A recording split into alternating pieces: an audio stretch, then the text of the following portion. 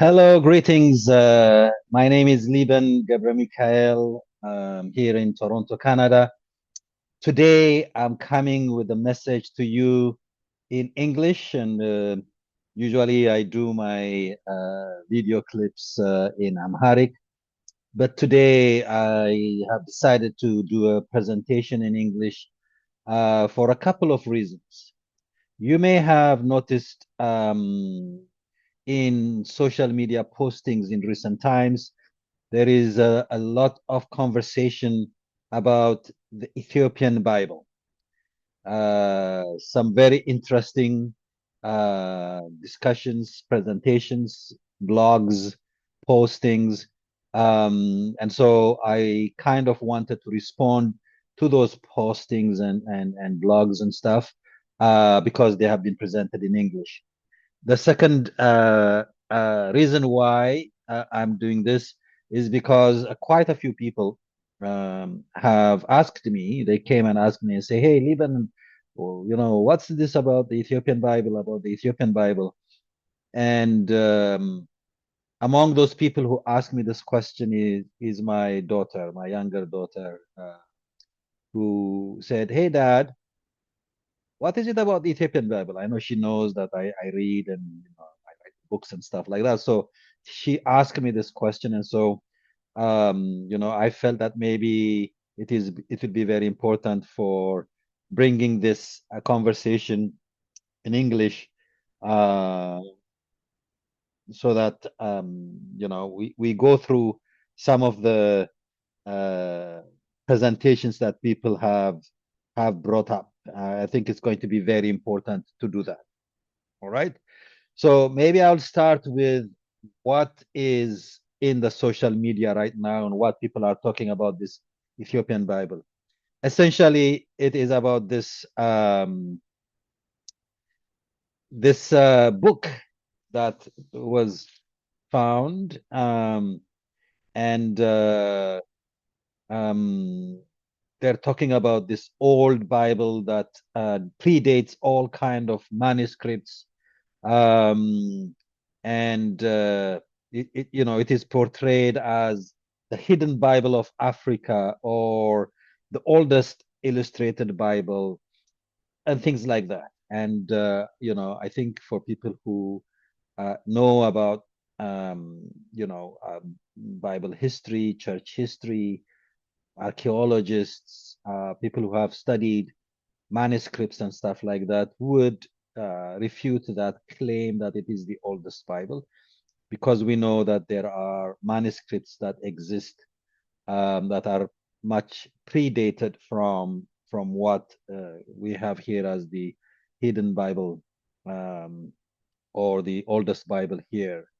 Um, some refer to it as the Garima Bible, and it is held that the Bible was written and illustrated by Abba Garima. Abba Garima is one of the 9 saints that came to Ethiopia from Syria, from region of Syria in the 5th century, following the Council of Chalcedon, and I think probably they would have left their jurisdiction because they did not accept the council's decision of 451, and fled to south and ended up in Ethiopia. There are 9 saints that came there, and they are known to have um, spread Christianity, the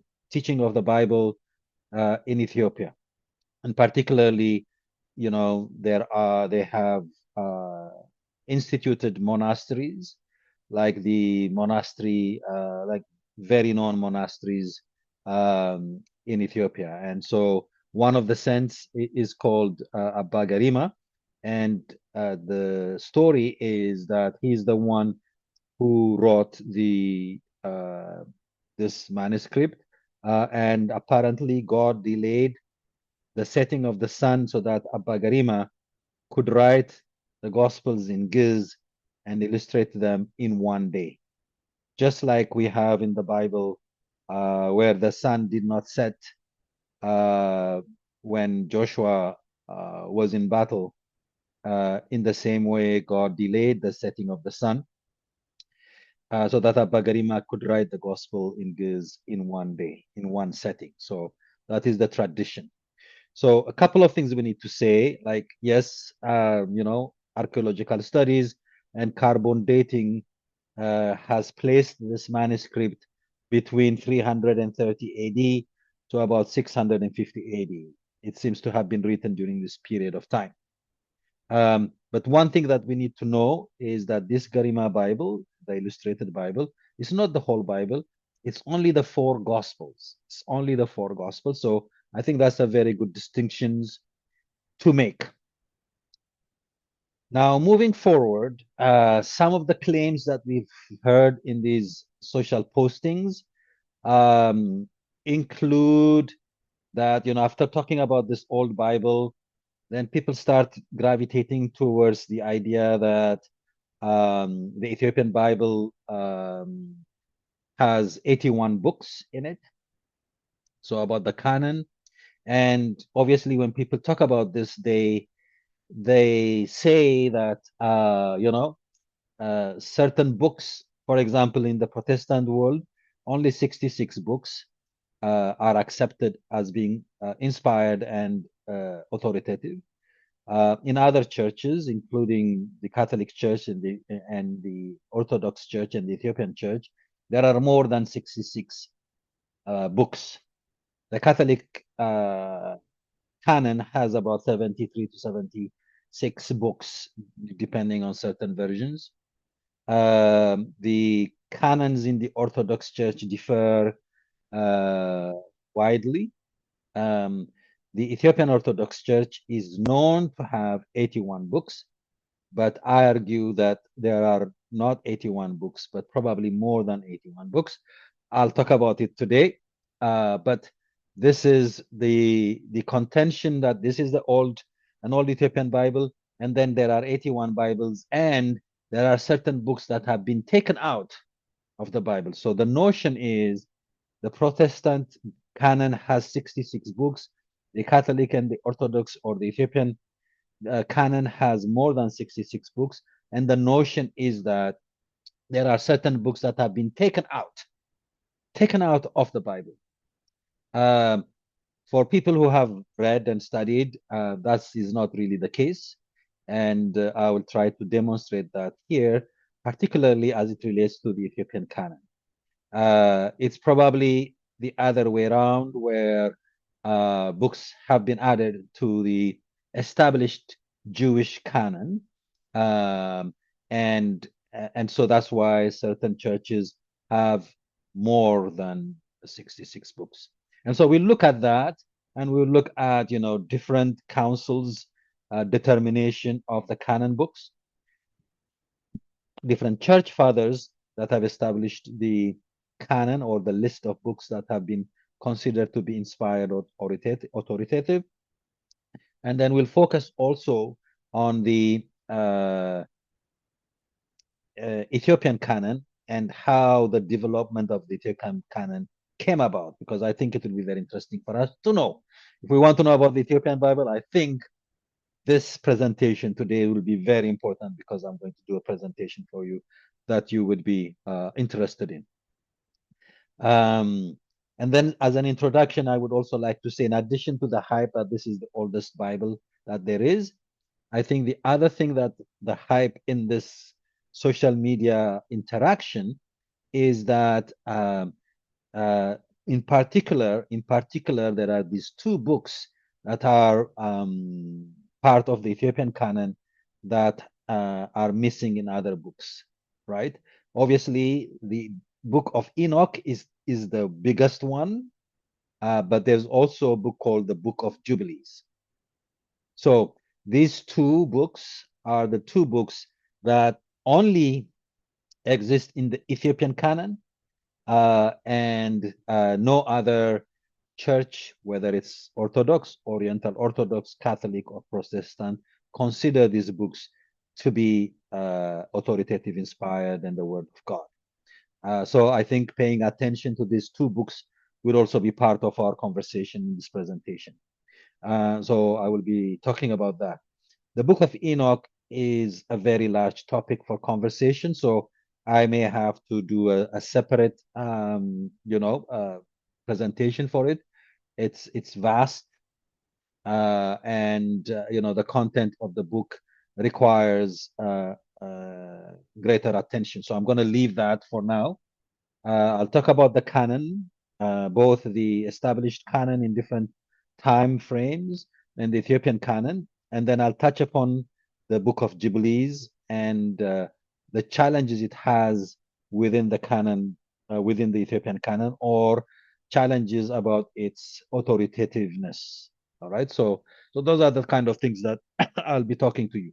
I'll be talking to you about the canon of different period and different councils, the canon in particular in Ethiopia, and the focus will be on the two books, the Book of Jubilees and the Book of Enoch. As I said, I'm not going to touch upon the Book of Enoch in this presentation, but I'll talk about the Book of Jubilees in some shape or form to connect what our presentation is about today.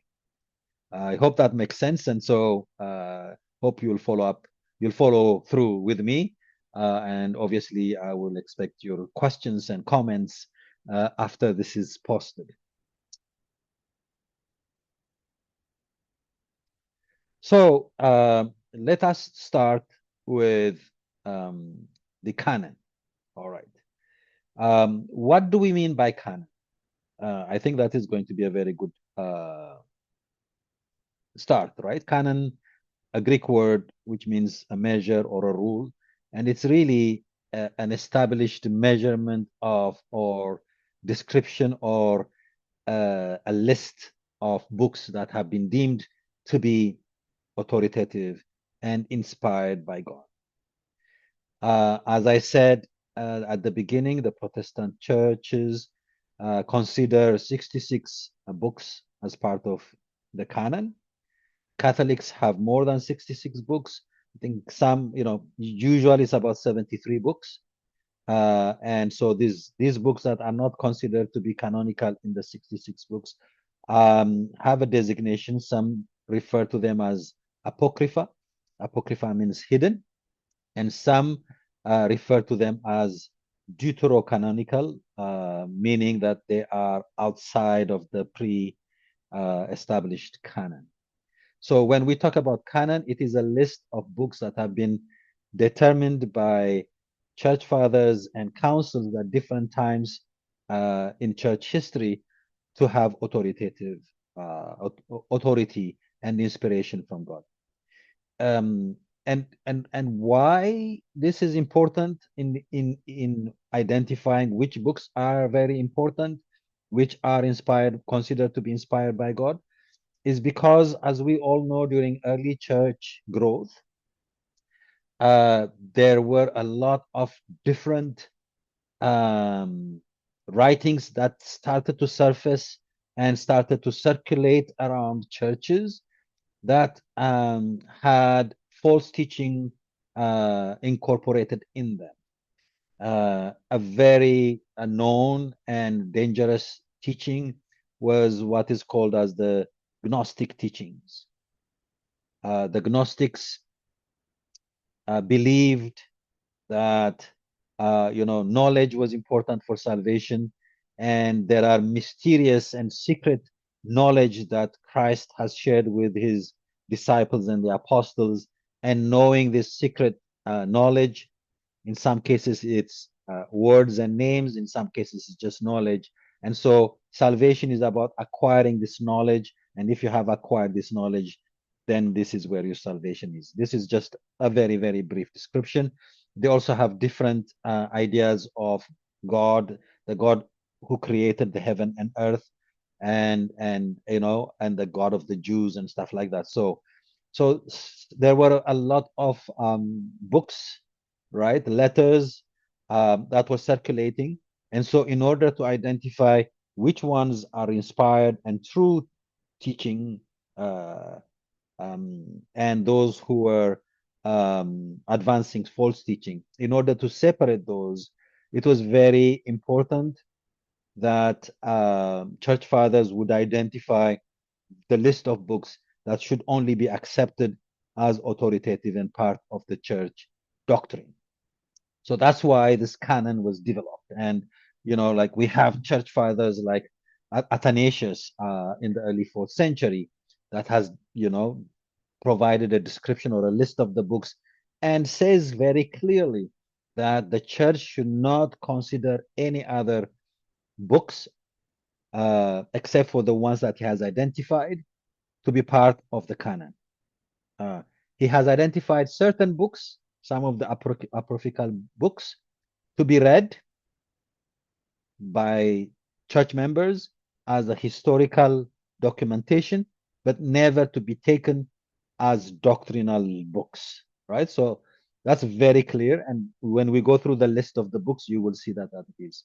But the importance of identifying which books are um, authoritative and inspired is because of the emerging and introduction of new false teachings with similar kind of books that even had the name of the apostles, the Gospel of Thomas, the Gospel of Peter, the Acts of, right? So they used the same kind of a title for those writings, which did not contain the true, accurate doctrine of the church. And so they had to identify this list of canon to say these are the books, right? So I think as a basis, that's why we have this canon, and that's why it is important to know for sure which books are considered to be the word of God, inspired by God, and those who contain the true teaching and doctrine within them. All right. So now maybe I'll start doing my presentation here now, and we can start talking about the list of the books that existed at different times. Okay, so I'm gonna start here with you know this is the oldest Ethiopian Bible, and as I said to you, the book that has been identified only contains the Gospels and not the other groups. But as you will see here in the title, translating 19 omitted apocryphal books from the Protestant Giz Bible canon into English, including Sirach, Enoch, Angels, Watchers, and Giants. Okay, Sirach is a book by itself, but Angels, Watchers, and Giants are part of what is known as First Enoch or the Book of Enoch. Okay, so I just wanted to share that for you. But but but now I want to go into um, different canons that have happened. First, we would look at the council canons, the canons from different councils, and then maybe we'll look at church father councils in general. And once we've done that, what I will do is I will then focus my attention to the Ethiopian canon. Okay, so bear with me. This is a very long list that I'm going to be showing you, but hopefully it should be fine. We'll get through that. Okay. All right. Let's start there. Okay. So here is a list with um, these different canons and different um, church fathers. Okay. So the first one is what is called as the apostolic canons. And this comes, a writing in the fourth century. And the apostolic constitution or the apostolic canons, the 85th canon lists the book of um, the book of Old Testament and the New Testament in its uh, list. All right, this is the Apostolic Canons is a collection of 85 rules of the regulation of clerical life appended to the eighth book of the Apostolic Constitution. Okay, and so here are the books that are identified there. Obviously, the five book of Moses or the Pentateuch. Then we have Joshua, Judges, Ruth. It's very interesting as we go through this. You will see this First King, Second King, Third King, and Fourth King. In our current Bible, we have First and Second Kings, and then we have First and Second Samuel, and then we have First and Second Chronicles. In previous identification or titles, First and Second Kings and First and Second Samuel are considered to be First, Second, Third, and Fourth King. So you will see those there. First and Second Chronicles, First and Second Ezra, or Ezra is considered to be part of two books. But one of the books is Nehemiah, so Nehemiah and Ezra are considered to be first and second books. Esther. Then we have Maccabean, or in English, these are the book of Maccabees. These are the books that talks about the story of the Maccabeans, the brothers in the third and second century BC. Then we have Psalms, Job, Proverbs, Ecclesiastic, Songs. Sirach is there, and then we have the 12 minor prophets. Usually the prophets are divided into two sections, minor prophets and then the major prophets. The major prophets are the four prophets, Isaiah, Jeremiah, Ezekiel, and Daniel, right? So according to the apostolic canon, these are the books that are considered in the New Testament. There are about 43 books. Some contain Sirach, so 43 or 44 books that they have. The second,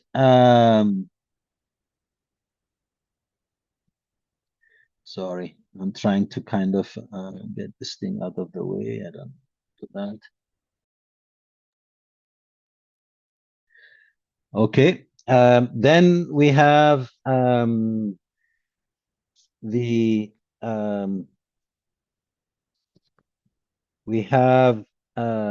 Synod of Laodicea.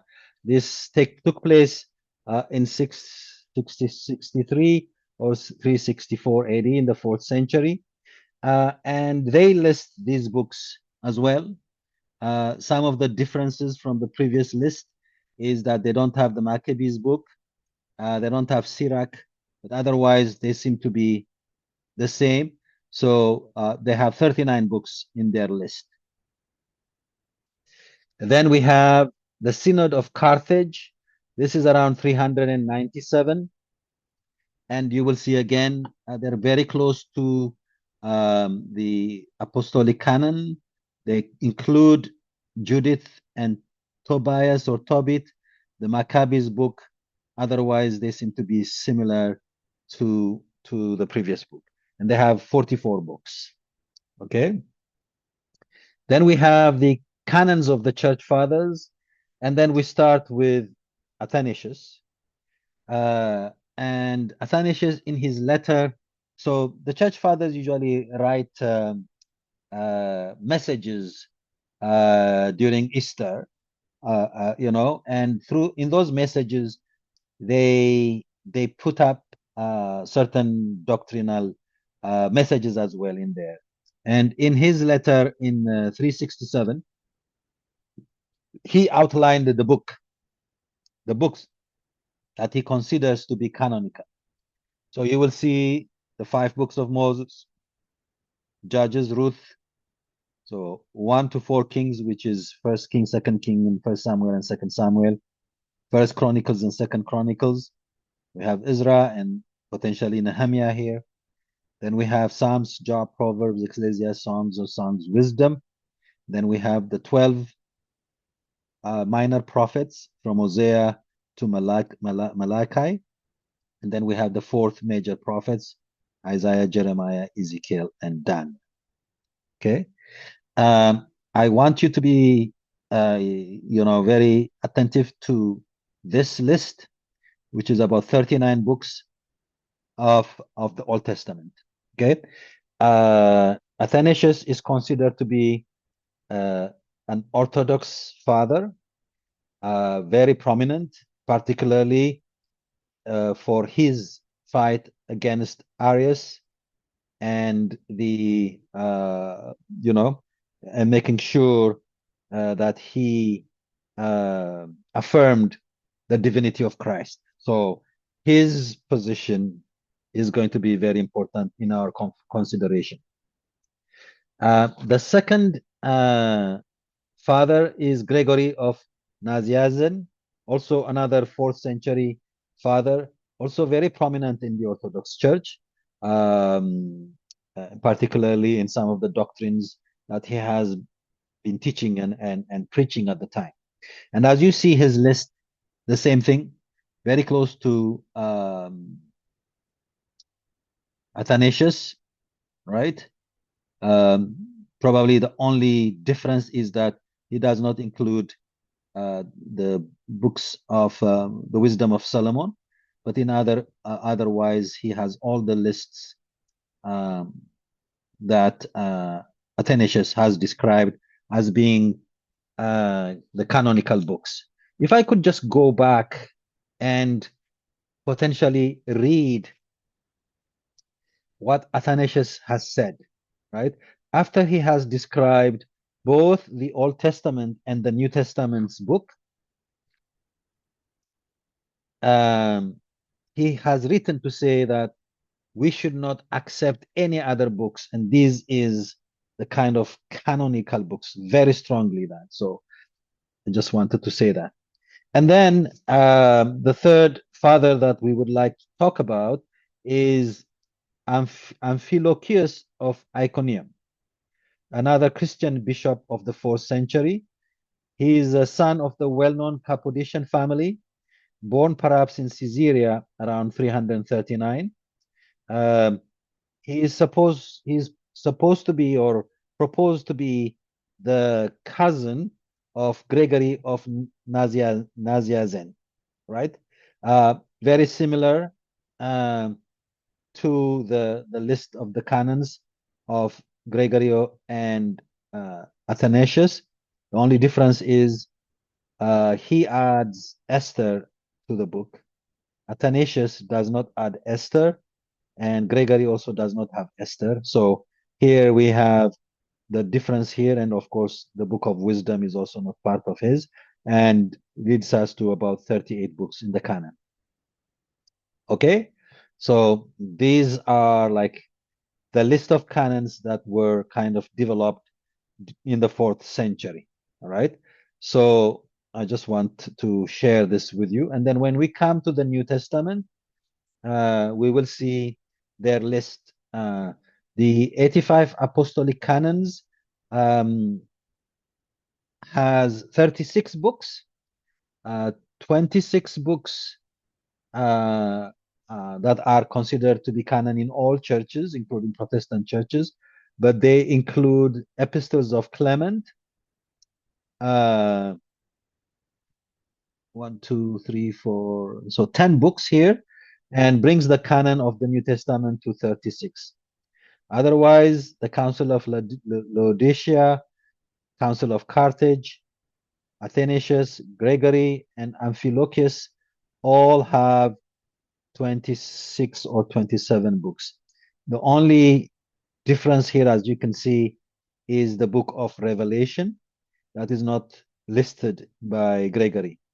As just kind of a note, a side note, the book of Revelation and I believe Second Peter are the two books that were contentious early in this conversation around canon, and you will see that some lists will not contain Revelation, or in some places named as the Apocalypse of John.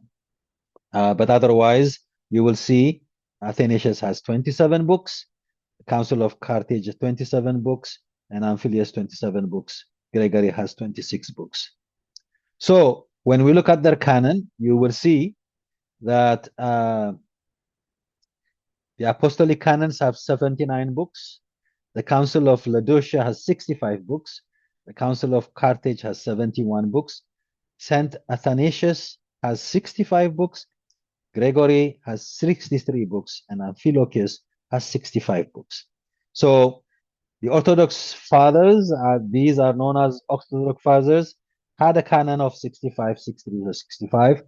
I think the only difference here that we see is in all cases, except for Amphilochius, Esther is not in the list. And here we also have the wisdom of Solomon not included, and the Revelation, the book of Revelation. That's why we have these differences.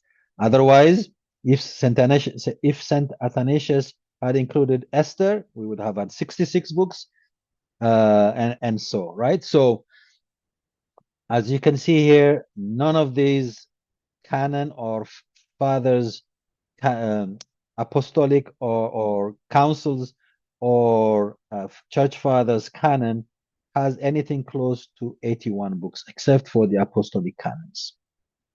Okay, so this is what the canon is in other jurisdictions. Early in the church history, around the 4th century, this is what the canons look like.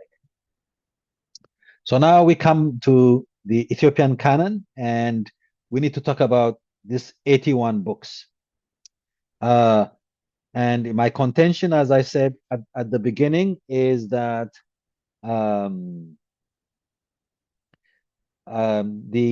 81 books in the canon, or in Amharic we say Samania Ahadu, is a kind of a very mystical number. Is a very mystical number. Now we know, for example, this is from the Fatha Nagast. The Fatha Nagast is essentially the constitution of the Ethiopian Orthodox Church, Ethiopian Orthodox Tewahedo Church, and it's part of their constitution and gives direction of various, church orders and procedures. And the second article of the Fatha Nagast talks about the canon, the list of books, right? And as you can see here, it talks about that there are 81 books, right? Uh,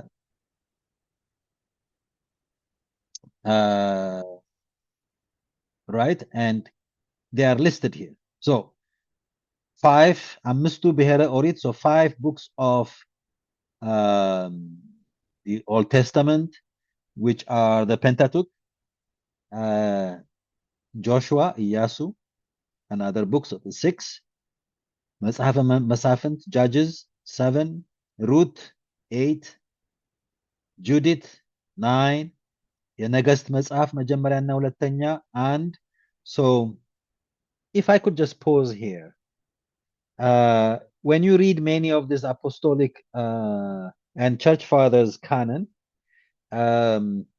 they following the Jewish tradition, they combine certain books together.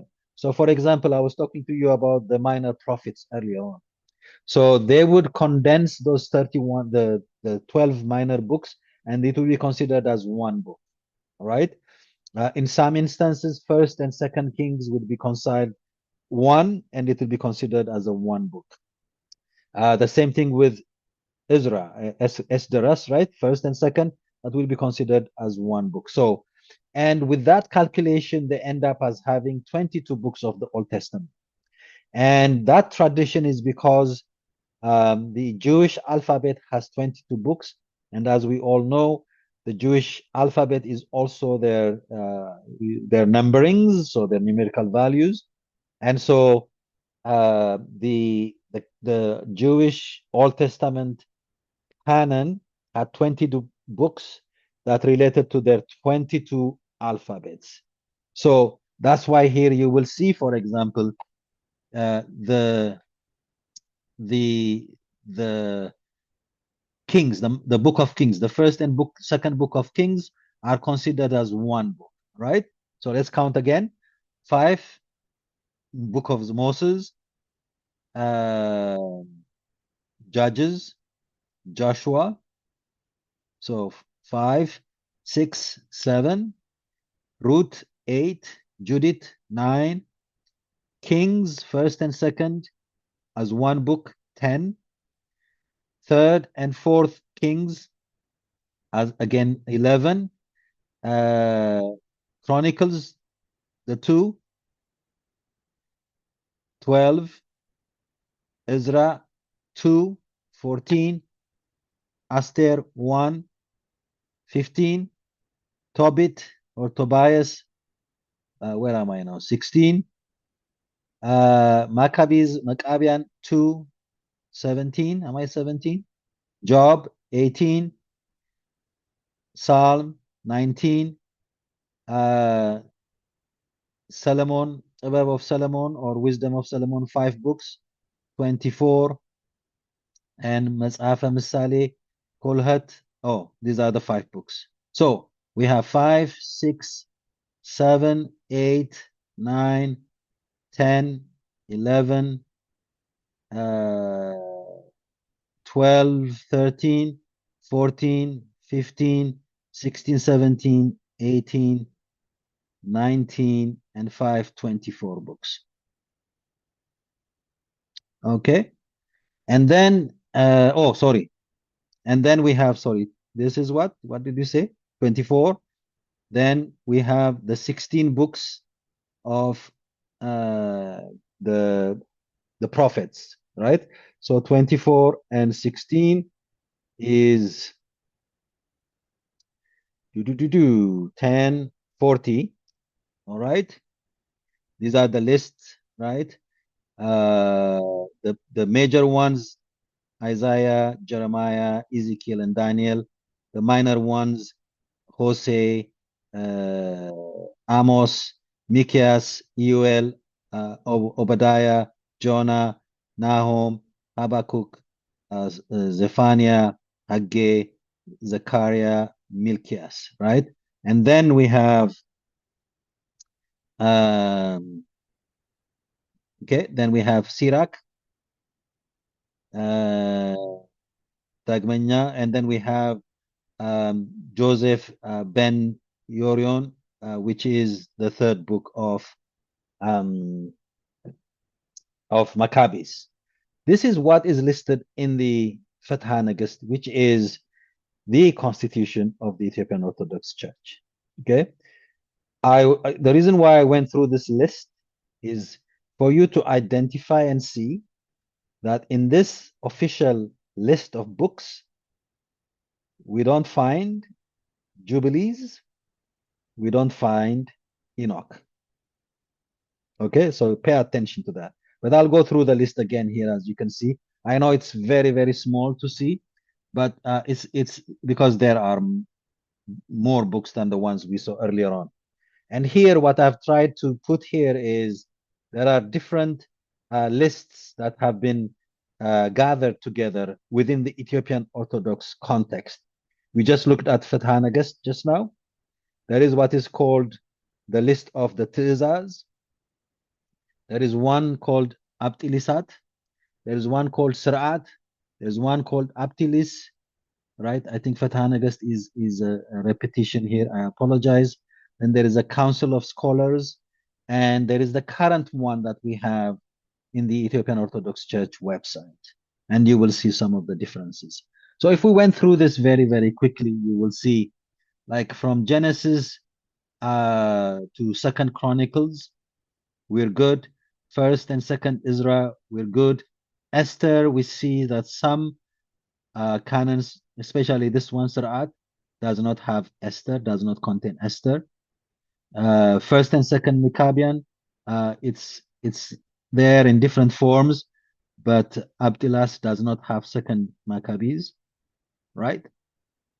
Then from Psalms to Daniel, that means the Psalms, the books of wisdom, the minor and major prophets. I think we're all okay.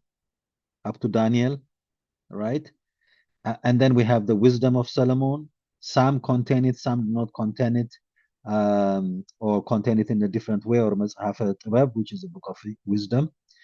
And then we have a few others like Tobit, Judith, Sirach, Joseph ben Uron. Some have it, some do not have. There is a book called Reproof, or that is in some canons, right? And Texas in some canons, or not in other canons. Joseph ben Gurion is in some canons and not in all canons. Uh, you will see Jubilees in some canons, right? But it's not in Fathanagas, not in the Council of Scholars, right? But it appears in at least one, two, um, three list of canons in Ethiopian Church. And then the Book of Enoch, as you can see, does not exist in any of the other canon lists, including Fathanagas. It's not included in there. And we know the Fathanagas was written up in the, in the Middle Ages, right? It only appears in recent times in the Ethiopian Orthodox website and in the current, list of books, right? But in previous canons, it did not exist. The Book of Enoch did not exist as a list. So that's the question uh, for you. I'm leaving it for you for your consideration. If it is a very significant book in the Ethiopian Orthodox Church, and as the recent hype speaks about, oh, the most important book of Enoch has been removed from the canon of the Ethiopian Orthodox Church. Well, as you can see historically, that did not exist. It did not exist previously. It's only a recent addition. And so I've been asking this question, right? At least we should have seen it in the Fithanagas, because it is the list of the Ethiopian Church's consideration, and it only appeared in recent times, like as you can see here, right? So I will stop there. That is with regard to the um, Ethiopian canon, the Ethiopian Orthodox Old Testament canon. When we come to the New Testament canon, you will see that more or less, when we look at the 27 books, we're all good. No problems there, except for one. And this seems to be the outlier, I think. Syriac seems to be the outlier, both in the Old Testament as well as the New Testament. Does not include Revelation for some reason.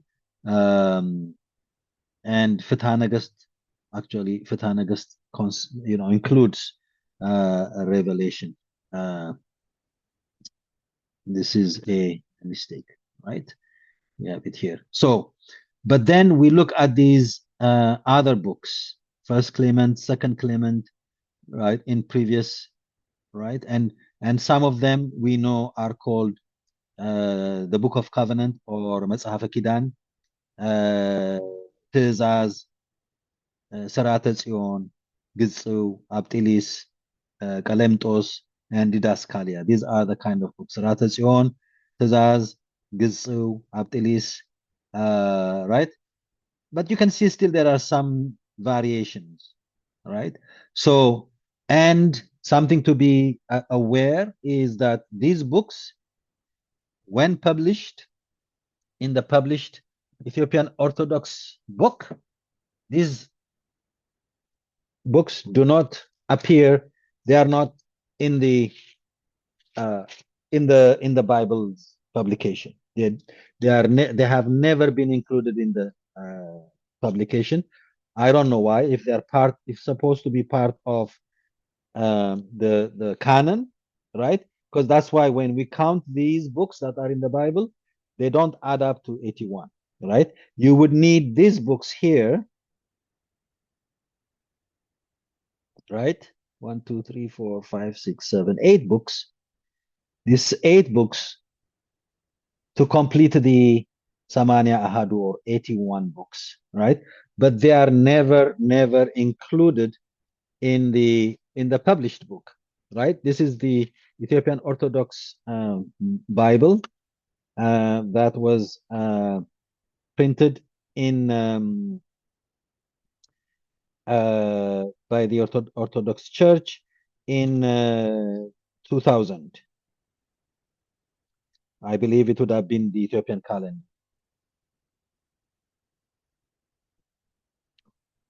And so it ends at Johannes Rai, Revelations, chapter 22, verse 21. ቅዱስ ዮሐንስ ያየው ራእይ በዚህ ተፈጸመ፣ ይህም በሕይወቱ ያየው ራእይ ነው። አሜን. And then it ends. So none of these other books are included in there. And I had asked a question saying, how come if truly these are part of the book, why are they not included in the published printed books? You know, somebody um, I would not consider him to be a church authoritative voice, but a very prominent Orthodox person told me, oh, it's because if those are included, then the book will become too thick and difficult to manage, right? I don't know if that is a valid justification. If they are supposed to be books of the canon and are required for doctrine and teaching and correction, just like the Bible is, I think they should have been included. All right. So this is the canon of the New Testament. And so when we add these books, we have Fetha Nagast has 73 books, not 81 books. Tizaz, Abtilas canon have 81 books, okay? Because we have 40 something, right? So if you look at Abtilas and Tizaz, they have 46 and 45 as Old Testament books, and then they have 36 and 35 as New Testament books. So they give us the 81 books. Sarat gives us 63 books. Abtilis give us 81 books. As I said, Fatana is 73 books.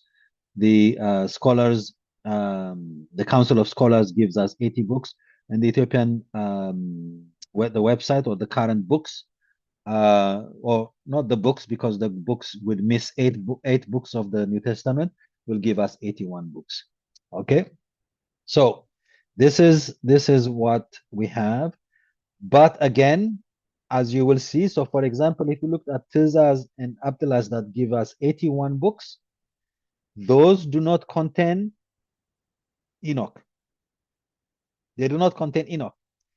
They give us 81 books without Enoch, right? They have Jubilees, good, but they don't have Enoch, right?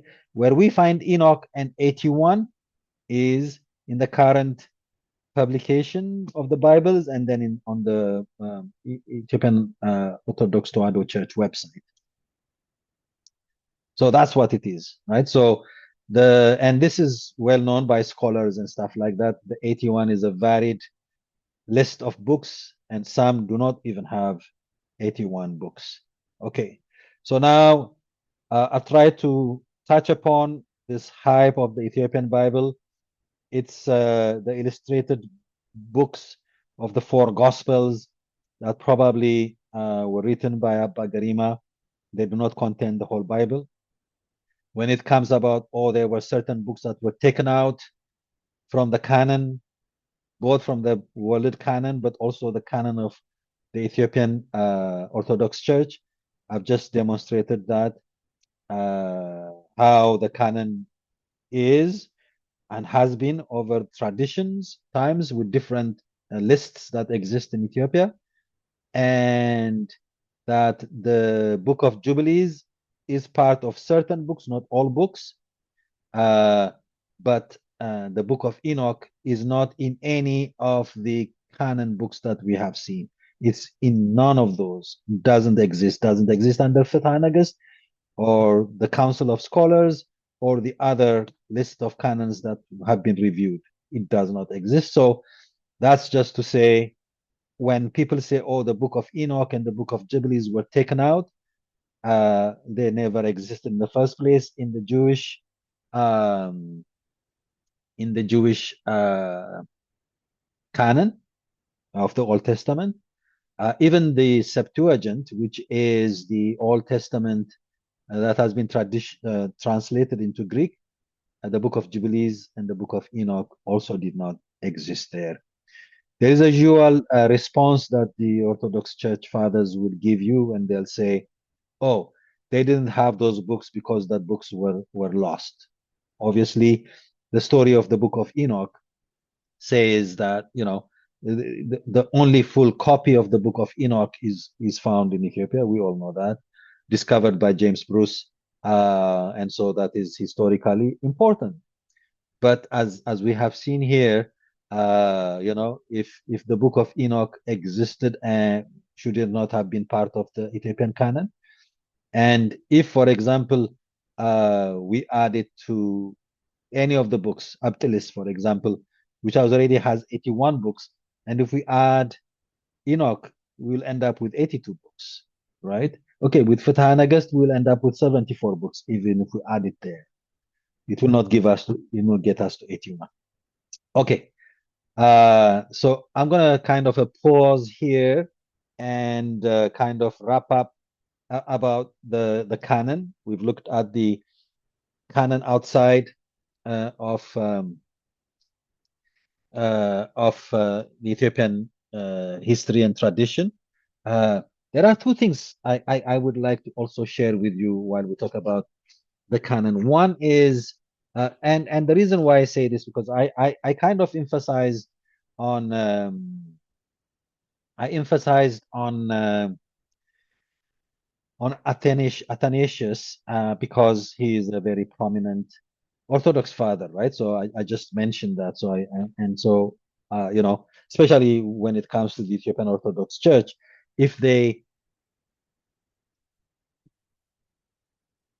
if they consider Athanasius as an authoritative father, and in his estimation, these are the list of the books, and none other books should be accepted. Um, how do they reconcile that? Is my question. Has been my question for a long time. But I want to bring two other important figures in the Orthodox Church tradition, right? The first one is Cyril of Jerusalem, a father who also existed or lived in the 4th centuries. And in one of his catechetical lectures, he has written on the divine scriptures. And if I could read some excerpts from his writing, I think would shed light, particularly to Orthodox Christians. He says, "Learn also diligently from the church what are the books of the Old Testament and what those of the New, and pray, read none of the apocryphal writings. Learn and diligently from the church what the books of the Old Testament are and of the New, and pray and read none of the apocryphal writings." Right? Read the divine scriptures, the 22 books of the Old Testament. So you will recall I kind of mentioned about the 22 books that they were organized in such a way that they will end up with 22 to coincide with the Jewish alphabet or the Hebrew alphabet. All right. Um, and he says, these have been translated by the 72 interpreters. I was talking about the Septuagint just now. For after the death of Alexander, the king of the Macedonians, and the division of his kingdom in 4 principalities into Babylonia, Macedonia, Asia, and Egypt, and one of those who reigned over Egypt. And he talks about the history of how the Jewish texts were translated by the 72 Jewish elders who were brought from Jerusalem to Alexandria to translate these books. right? So he says, of these, read the 22 books, but have nothing to do with the apocryphal books. Um, Far wiser and more pious than thyself were the apostles and the bishops of all time, the presidents of the church, who handed down these books. So Cyril of Jerusalem in the 4th century says, these are the 22 books that should be canonical, and we received these books from the apostles. All right. So he now lists these books. Four of the law, the book of Moses, are the first five: Genesis, Exodus, Leviticus, Numbers, Deuteronomy. And next, Joshua, the son of Nave. And the book of Judges, Ruth, counted as seventh, right? So we have five, books of Moses, Joshua, and Ruth, seven. And for the other historical books, the first and second book of Kings, right, are among the Hebrew, one book, all right? So we get to what? Eight, all right? We continue. And the third and fourth, right? I told you about this first, second Kings, first and second Samuel. So we have now the first and second among the Hebrews are one book, and the third and fourth one book. So we get to nine. And in like manner, the first and second Chronicles are them with one book. We get to 10. Esther, sorry, 11. Oh, first and second Ezra or Esdras as one book. So we get to 11. Esther is the 12th book. And these are the historical writings. But those which are written in verses are five. So we have 5, 3, 4, 5. These are Job, Psalms, Proverbs, Ecclesiastes, the Song of Songs, which are the 17th book. Now we are at 17, right? And after this come the 5 prophetic: Isaiah, Jeremiah, including Baruch, Lamentations, and the epistles, then Ezekiel and the book of Daniel, right? So the 12 prophets, one book, right? The minor books are one book, and then we have 4 other books, right? That will bring us to 22 books. This is Cyril. We don't have Jubilees, we don't have Enoch, we don't have any of the other books like Sirach or, right? So these, he says, were handed down by the apostles and the bishops of the time, right? Then he goes to the New Testament. Then of the New Testament, there are 4 Gospels.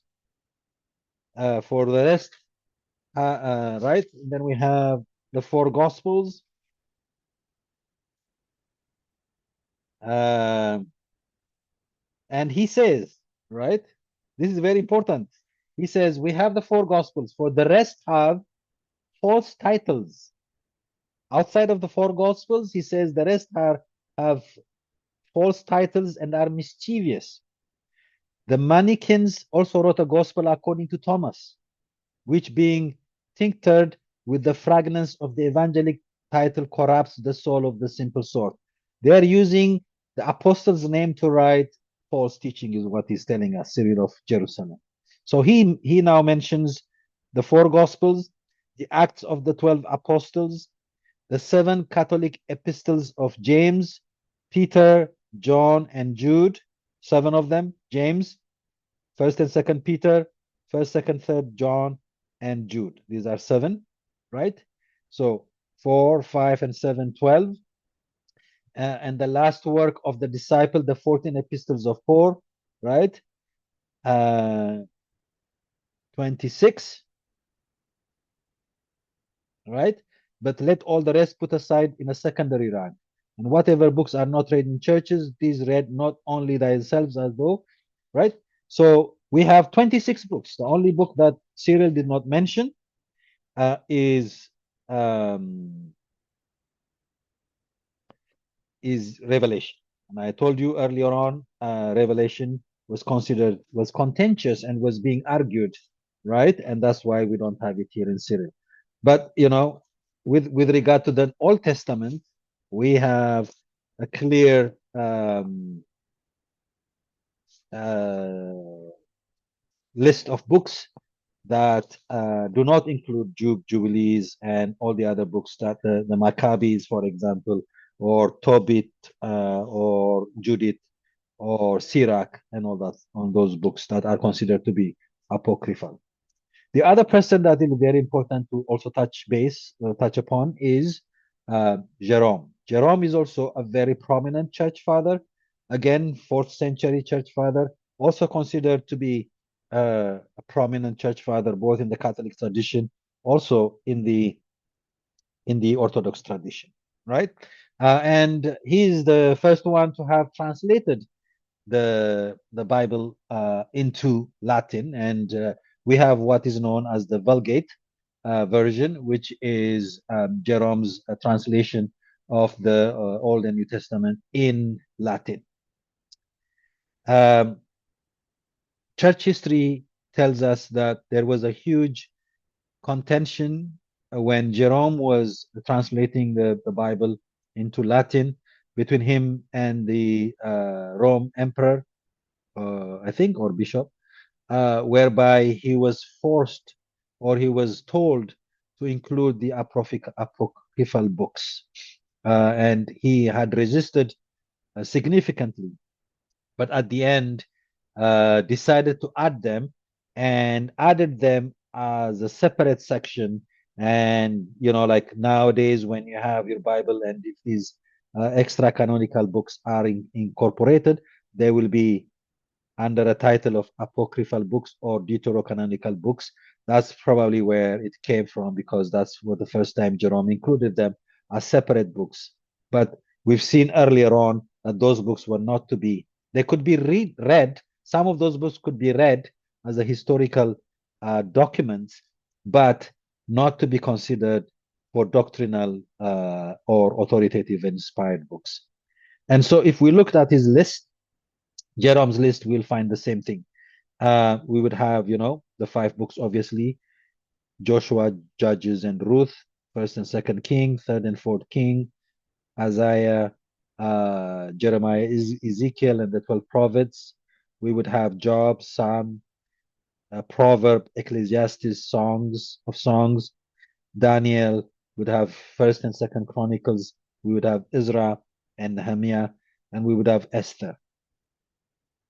Uh, and so he would have Old Testament about 22 books.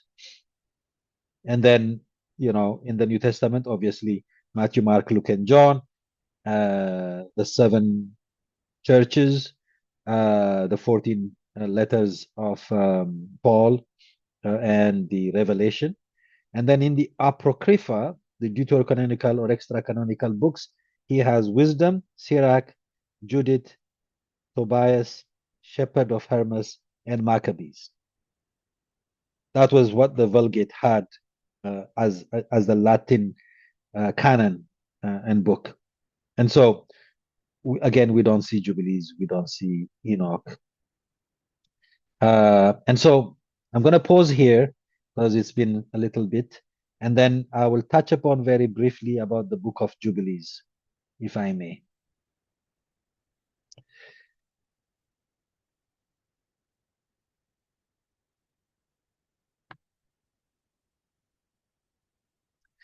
The book of Jubilees is, in some senses, it's called the second Genesis, right?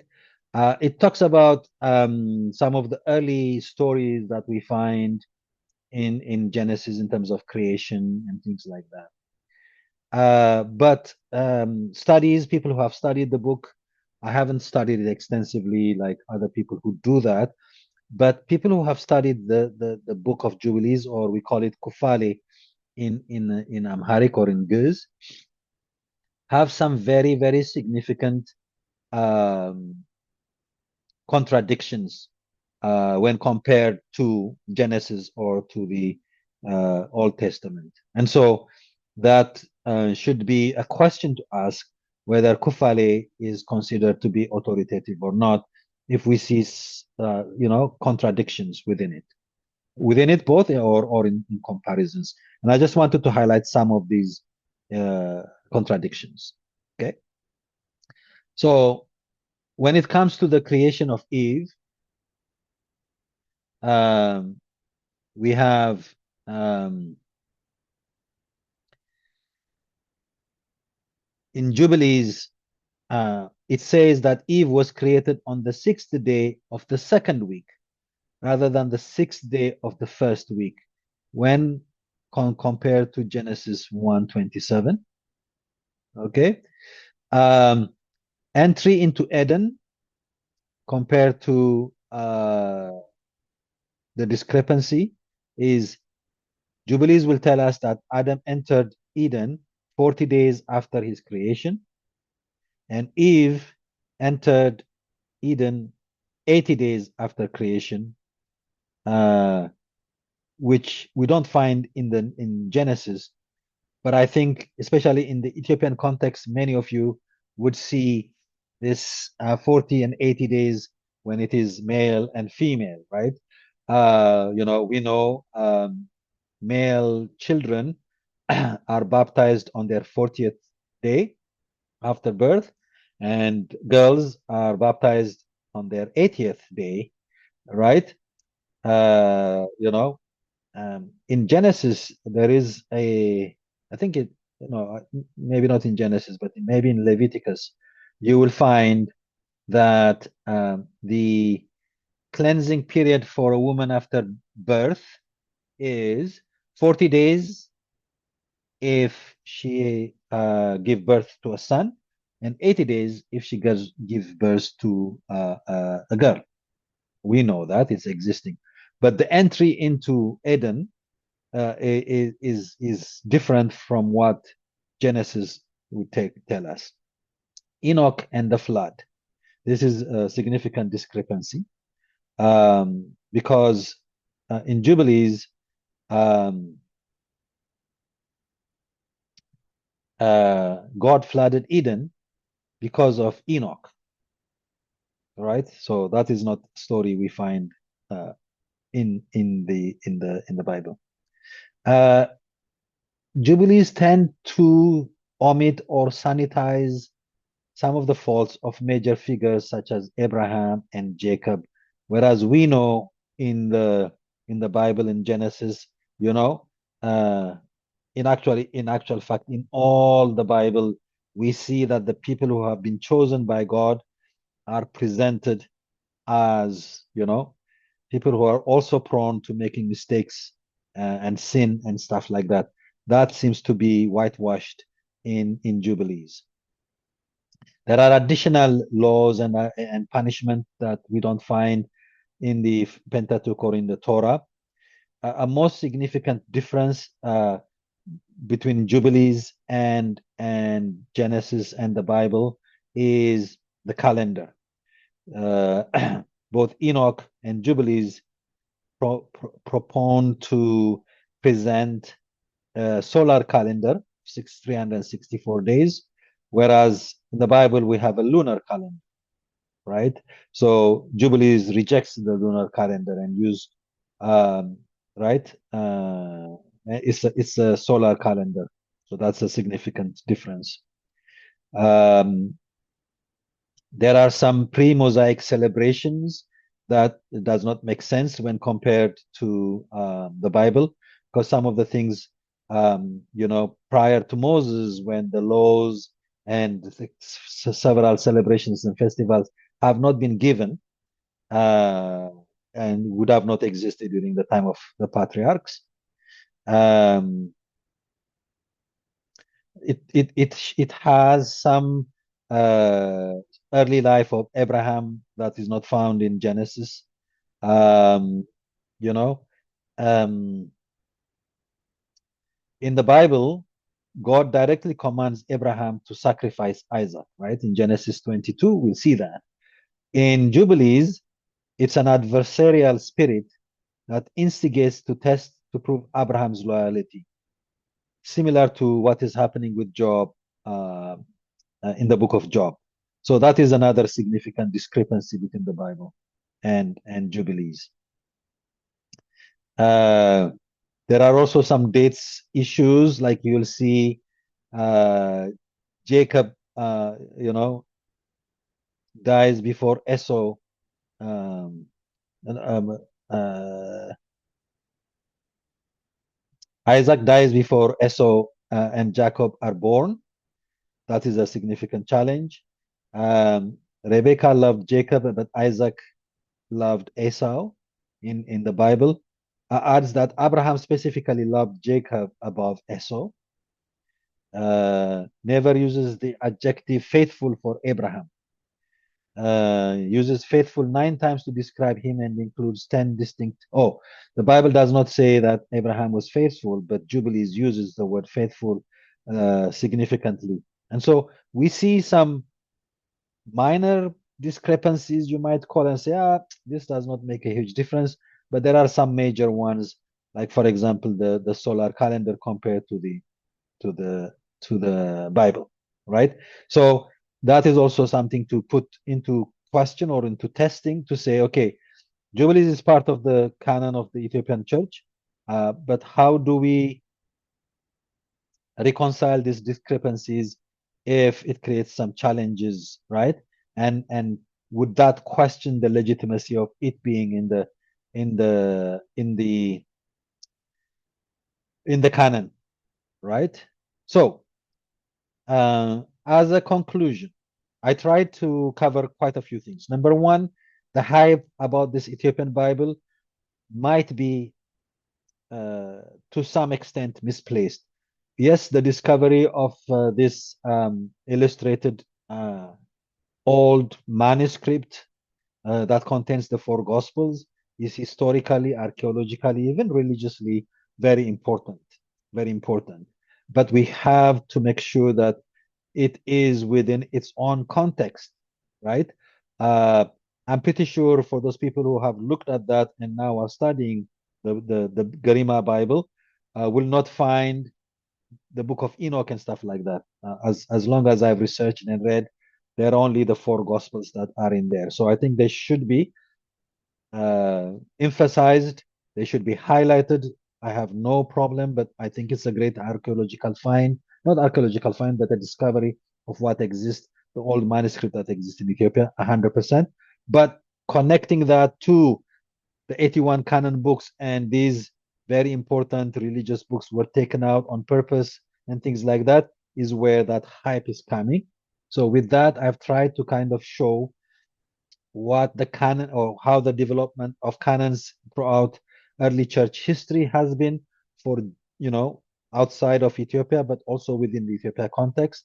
And I wanted to emphasize that the Book of Enoch does not appear in any of the uh, written documentation that lists the different books in the Ethiopian Orthodox Church canon that we've seen, including the Fetha Neges. We only see them in recent times uh, and in the current canon, either in the published book or if you go onto their website, you will see it there, right? And also, I've tried to kind of talk about, what some of the church fathers have said, including Orthodox fathers such as Athanasius, Cyril of Jerusalem, Gregory of Nizen, right? These are very prominent people. Jerome, in his translation of the Bible into Latin, you will see that the canon, the list of the books that are there, are completely different to what the 81 is being said, and the calculation to arrive at 81 is different with all the different list of the canons that we have. So I just wanted to kind of wrap up by saying this and saying uh, there are no books that were taken out deliberately out of the canon. Most probably, it's the other way around, where some books have been introduced, and particularly from the evidence that I have provided, I think it's the Book of Enoch that has been introduced in the Ethiopian canon when it did not exist um, in in in, uh, in historical development. Right? I think you will all agree that. Um, right? as I presented here, and I've tried to show you here, is right. I've tried to show you here that the Book of Jubilees appear in three or four canons, or maybe three canons. This one is the current Ethiopian Orthodox website. So in three canons, list of canons, Tezaz, Abtilas, and Abtilis, right? These three. It does not include, it is not incorporated in the Fetanagas. It's not included in the Council of Scholars. So they have been introduced in the canon and not necessarily taken out. And the calculation of the number 81 varies from canon to canon, from list to list. And the Fethanagas, which is the constitution of the Ethiopian Orthodox Church, does not have 81 books. Hope this has been helpful. I know it's a lot of information, but I thought it was very important that I share this for people who have been following it up on the website and saying, hey, what's going on with this Ethiopian Bible? People reached out to me and say, hey, what is this about? So I'm hoping that has been a helpful information for you. Happy to answer any further questions. As usual, just let me know. But thank you for your patience, and I'm hopefully trying to kind of share this with you. Maybe I will kind of do it in phases because it's kind of a very long, uh, more than an hour clip. So I'll try to kind of present it in a way that will be digestible for you. But always, I'm very appreciative of your time, of your patience, of your engagement. I truly appreciate that. And I'll see you on another topic, hopefully soon. And maybe I will do English, I will do Amharic, I will do English, I will do Amharic from time to time so I can engage more people in this conversation. All right, thank you very much, and be blessed.